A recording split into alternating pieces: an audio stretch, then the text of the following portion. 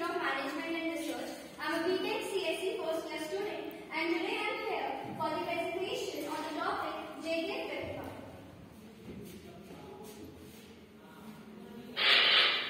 So I once again welcome everyone to my presentation. Okay. So here is the learning outcome. Here you will learn the understanding flip-flops, then JK flip-flop fundamentals, then the real-world applications. So here is the outline. First we will understand what is flip-flop, then types of flip-flop, then JK flip-flop, logic diagram, truth table, characteristic table, excitation table, advantage, disadvantage, application, and then conclusion. So what is flip-flop? Flip-flop is a basic building block. That means it is just like it is used in a digital circuits which is used to store a single bit of data. इसका ये मतलब है कि जो flip flop है ये basic building block है जहाँ पे हम लोग सिंगल डेटा को स्टोर करते हैं. ये मेमोरी एलिमेंट होता है जहाँ पे हम लोग लॉजिकल वैल्यू को स्टोर करते हैं. That is 0 and 1. It is a synchronous operation. That means flip flop अपना आउटपुट को जब भी चेंज करता है जब उसको क्लॉक सिग्नल मिलता है. दैट मींस जब तक इसको क्लॉक सिग्नल नहीं मिलता है इसका आउटपुट चेंज नहीं होता है. Basic flip-flop can be constructed by using 4 NAND gates या फिर 4 NOR gates.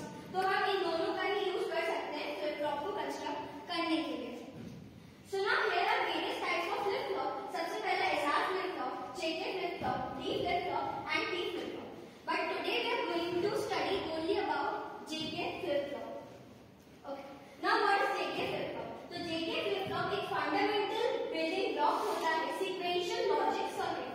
Sequential logic circuit का मतलब होता है कि आप एक इनपुट डालेंगे उसमें और आपको आउटपुट मिलेगा.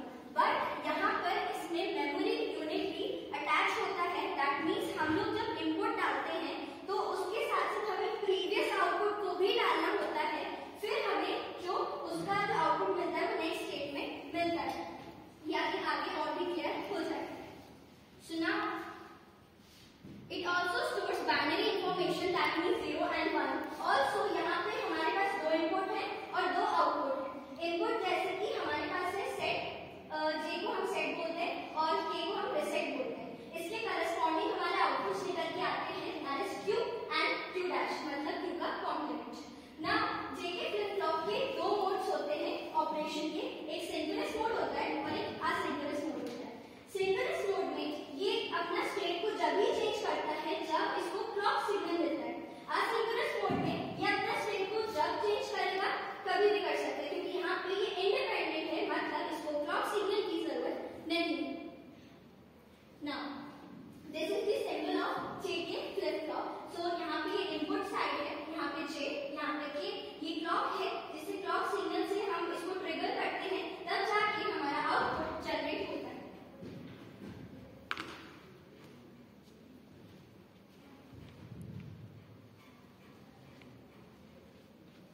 Before coming to logic diagram हम लोग सबसे पहले जेके की ट्रुथ टेबल समझ लेते हैं. तो बेसिकली जेके 75% अप्रोक्सीमेट ऐसा फ्लिप फ्लॉप ही होता है. लेकिन जेके की हमें जरूरत इसलिए पड़ती है क्योंकि जब ऐसा फ्लिप फ्लॉप था तो वहां पे 1 1 जब हम इनपुट देते थे ये एरो इस क्लॉक सिग्नल को हमने ट्रिगर किया वहां पर आता था इनवैलिड. लेकिन जेके ने यही प्रॉब्लम ऐसा फ्लिप फ्लॉप की सॉल्व करी है जहां पर ये अब इनवैलिड ना आके ये टॉगल आता है. सो दिस इज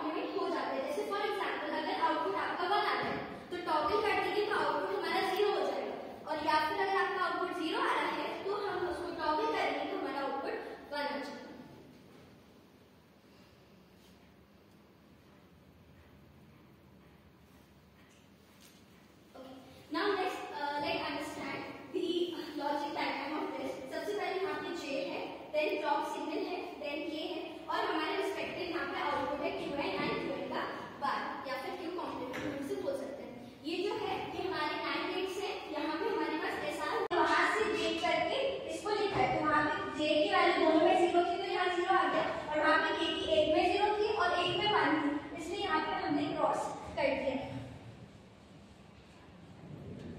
सिमिलरली हमने वहाँ भी ऐसे किया, यहाँ पे 0 एंड 1 हम लोग प्रीवियस टेबल में से यहाँ पे प्रीवियस टेबल में से हम ये चेक करेंगे कि 0 एंड 1 कहाँ कहाँ पर दिया है, एंड उसके बाद हम लोग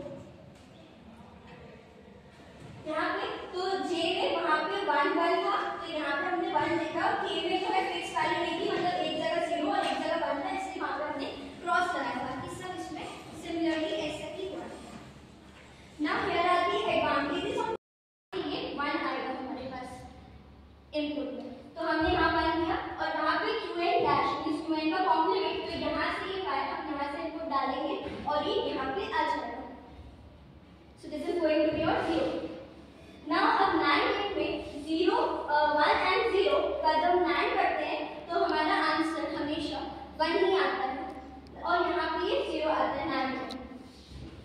तो अब यहाँ पे हमें ये पता है कि SR लैच में जब भी 1 एंड 0 हमारे इनपुट में जाते हैं तो आउटपुट इसका हमेशा 1 आता है, क्योंकि अगर एटलीस्ट एक भी 0 अगर NAND में होता है तो आउटपुट इज ऑलवेज 1, तो यहाँ पे 1 आएगा। लेकिन क्या होगा, जेके के केस में इसका टॉगल हो जाएगा, मतलब हमारा आउटपुट 1 तो आएगा लेकिन इसका टॉगल हो जाएगा, that means output will be 0।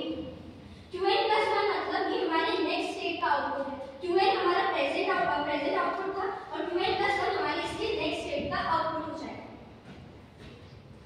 यहाँ पे सिमिलर है एकदम केस 2 की इसी की तरह, और यहाँ पे हम लोग qn की बजाय 0 पुट कर लेंगे और qn का कॉम्प्लीमेंट की बजाय हम 1 पुट कर लेंगे, और वहाँ पे हमारा आउटपुट नेक्स्ट स्टेट का 1 आ जाएगा।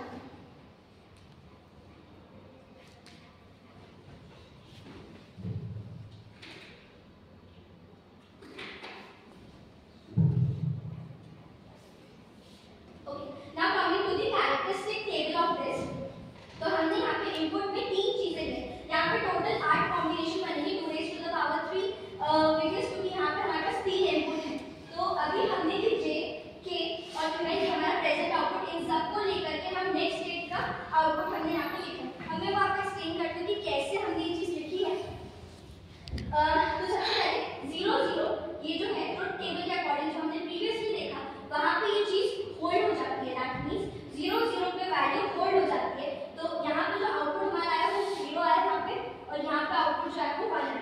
लेकिन अब नेक्स्ट स्टेट में ये 0 कैसे है, क्योंकि हम लोग जो इसका जो है ये नो चेंज है, दैट मींस यहाँ पे जो आउटपुट आया 0 वही चीज यहाँ पे आएगी, यहाँ पे जो आउटपुट आया वही चीज नहीं, दैट मींस 1 यहाँ आया, तो इसलिए हमने यहाँ भी 1 लिखा है।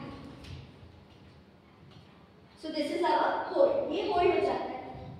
ओके, नाउ नेक्स्ट इन दोनों के केस में यहाँ पे 0 एंड 1 ये कंडीशन होती है रिसेट की, तो रिसेट की कंडीशन है तो आउटपुट यहाँ पे हमारा 0 आया है, यहाँ पे 0 एंड 1 यहाँ पे आउटपुट हमारा 1 आया। तो यहाँ पे हमारे पास ये रिसेट की कंडीशन हो जाती है, यहाँ पे qn + 1 की वैल्यू हमने j की जो वैल्यू है हमने वही वैल्यू को यहाँ पे लिख दिया है। एंड सिमिलरली हम यहाँ पे ये करेंगे, यहाँ पे ये वाली जो कंडीशन है ये सेट की कंडीशन है, जो यहाँ पे 1 की वैल्यू है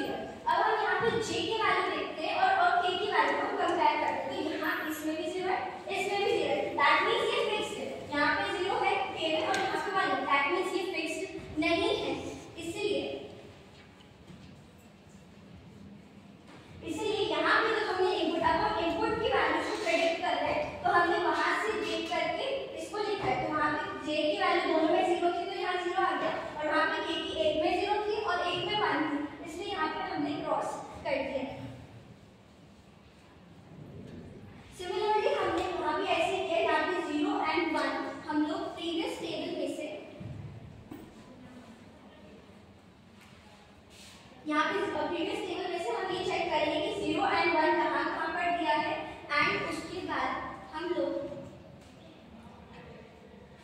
यहाँ पे तो J में वहाँ पे 1 1 था तो यहाँ पे हमने 1 लिखा और K में